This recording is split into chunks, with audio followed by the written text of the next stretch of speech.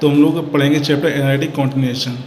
Analytic continuation में क्या है कि अगर लेट करें कोई f1z बी अ फंक्शन हो एनालिटिक इन डोमेन d1, अगर f1z कोई हमारा फंक्शन है जो कि एनालिटिक है डोमेन d1 में, ये हमारा d1 डोमेन है, and we find a function f2z is analytic is domain d2, तो हम लोग एक ऐसा फंक्शन फाइंड करेंगे f2z जो कि एनालिटिक हो डोमेन d2 में। d2 ये है, एंड सच दैट कहने का मतलब ये है कि d1 and d2 have same common part, इन दोनों में कोई कॉमन पार्ट आएगा जिसको हम बोलते हैं d1 intersection d2, and f1z जो है वो f2z के इक्वल होना चाहिए। ये हमारा एनालिटिक कॉन्टिन्यूएशन है। तो इसमें देखिए पहली प्रॉब्लम है कि so that the series summation n equal to 0 से infinite z power n upon 2 power n plus 1 and summation n equal to 0 से infinite z minus i power n upon 2 minus i power n plus 1 are analytic continuation. हमें analytic continuation proof करना है तो इसके लिए हमें इसमें common part दिखाना होगा कि दोनों में रीजन बाउंडेड है कॉमन पार्ट का, और दिखाना होगा f1z f2z के इक्वल है। तो पहली सीरीज जो हमें गिवन थी उसको हम f1z लेट कर लेंगे और दूसरी सीरीज को f2z लेट कर लेंगे। ये पहला था और ये सेकेंड, हम f1z और f2z लेट कर लेंगे। तो पहले फॉर आता है f1z के लिए, तो f1z के लिए क्या होता है, z की पावर वाला पार्ट लीव करके हमारा an हो जाता है, तो an की वैल्यू 1/2 की पावर n प्लस 1 हो जाएगी। इसका रेडियस ऑफ कन्वर्जेंस फाइंड कर लेंगे, ये फॉर्मूला है रेडियस ऑफ कन्वर्जेंस का, 1/r equal to limit n tends to infinite mod of an whole power 1/n। तो an की वैल्यू हम पुट कर देंगे 1/2 पावर n प्लस 1, ये हमारा पावर में लिखा हुआ है, ये हमारा 2 की पावर n प्लस 1 है, तो 2 की power n plus 1 whole power 1/n। अब ये पावर जब अंदर आएगी तो होता क्या, पावर में पावर का मल्टीप्लाई हो जाता है, तो यहाँ 2 की पावर हो जाएगी, यहाँ पे पहले n/n करेंगे तो 1 हो जाएगा, और फिर 1/n करेंगे तो 1/n आ जाएगा। फिर limit n tends to infinite है, तो अगर यहाँ पर लिमिट अप्लाई करेंगे तो 1/∞ 0 होता है, 1 प्लस 0 हमारा 1 हो जाएगा, तो 2 की पावर 1 2 आ जाएगा। तो यहाँ पे रेडियस ऑफ कन्वर्जेंस 2 आ गई। अब हम लोग आते हैं यहाँ पे फाइंड करेंगे domain of convergence. Domain of convergence के लिए क्या होता है, रेडियस जैसे कि हमारे यहाँ पर 2 आई थी और यहाँ पे किसकी पावर लगी, z की पावर लगी है, तो इसलिए mod of z less than 2 होगा, mod of z less than 2 होगा। तो यहाँ पे mod of z less than 2 हो गया। अब f1z को हम सॉल्व करेंगे, तो f1z इक्वल टू क्या था, समेसन n इक्वल टू 0 से इन्फिनाइट z की power n/2 power n plus 1। यहाँ पर पहले 0 पुट करेंगे तो z की पावर 0 वैल्यू 1 हो जाएगी, और यहाँ पर 0 प्लस 1 1 हो जाएगा, तो 2 आ जाएगा। फिर यहाँ पे 2 पुट करेंगे, यहाँ 1 पुट करेंगे तो यहाँ पे z आ जाएगा, और यहाँ पे 2 की पावर 2 स्क्वायर आ जाएगा। फिर 2 पुट करेंगे तो z square upon z cube हो जाएगा अप टू डेड। हम लोग जानते हैं ये हमारी जीपी सीरीज़ है, और जीपी सीरीज का फॉर्मूला होता है s infinite equal to a/1 minus r। Formula होता है यहाँ पर s infinite equal to a/1 minus r। तो a क्या होता है, फर्स्ट पार्ट यहाँ पे 1/2 है, और r क्या होता है, कॉमन रेशियो क्या होता है t2/t1, यानी कि सेकंड टर्म में फर्स्ट टर्म से डिवाइड करेंगे। तो यहाँ पे 1/2 से अगर z/2 स्क्वायर में डिवाइड करेंगे तो आएगा z/2।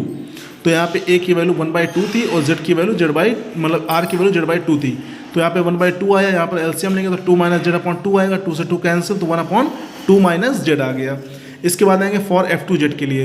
f2z में क्या होगा, an की वैल्यू यहाँ से देखेंगे, f2z मैंने बोला z वाला पार्ट छोड़ के जो बचेगा हमारा वो an की वैल्यू होती है, तो 1/2 minus i whole power n plus 1 हो जाएगा।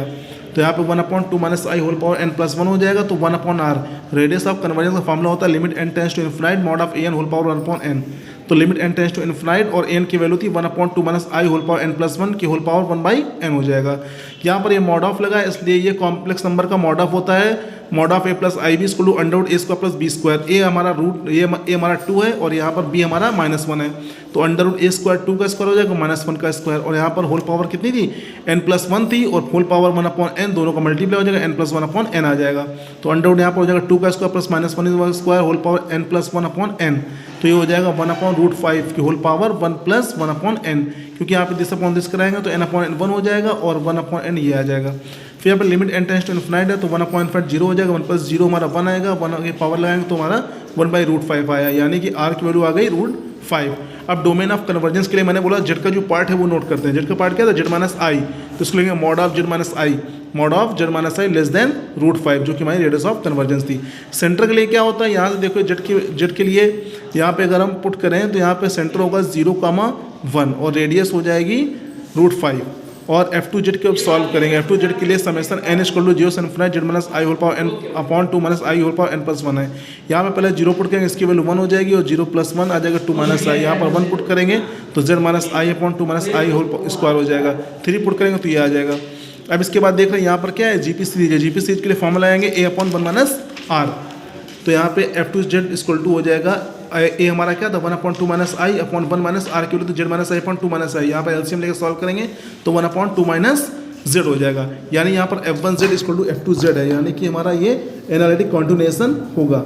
F1Z इक्वल टू है F2Z, F1Z equal to F2Z लिखा हुआ है। तो ये हमारा एनालिटिक कॉन्टिन्यूएशन हो गया।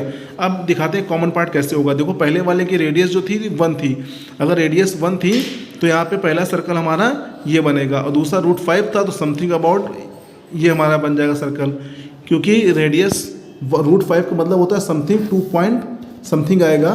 तो देखिए अगर हम कोई भी सर्कल बनाएंगे यहाँ पे तो ये हमारा 2 सर्कल बना हुआ है और कॉमन पार्ट हमारा ये वाला हो जाएगा। ऐसे सेकेंड हमारा है F1Z equal to 1 upon 2 log 1 plus b square plus i tan inverse plus z minus i upon 1 plus i minus 1 upon 2 z minus i whole square upon z plus i whole square. ये question given है। और F2Z हमारा z square by 2 plus z3/3। For F1Z के लिए हम लोग solve करेंगे। F1Z के लिए आएगा हमारा 1/2 log, ये हमारा फॉर्मूला है log 1 प्लस आई का प्लस log ये हमारे यहाँ पे log 1 का फॉर्मूला हो जाएगा और इसको हम सॉल्व कर लेंगे तो यहाँ से कैंसिल हो जाएगा और F1Z की वैल्यू हो जाएगी log 1 प्लस z। इसके बाद ये सीक्वेंस हम लेट करेंगे, सीक्वेंस यहाँ से लेट करेंगे। देखिए यहाँ पे प्लस माइनस का साइन लगा हुआ है, प्लस माइनस साइन मतलब होता है -1 की पावर n लग जाएगी। यहाँ पे -1 की पावर n हो जाएगी और ताकि देखो यहाँ पे 0 पुट करेंगे, 0 1 पुट करेंगे तो हमारा ये रिजल्ट आ जाएगा, an की वैल्यू आ जाएगी। और सेम उसी तरीके से सॉल्व कर लेंगे।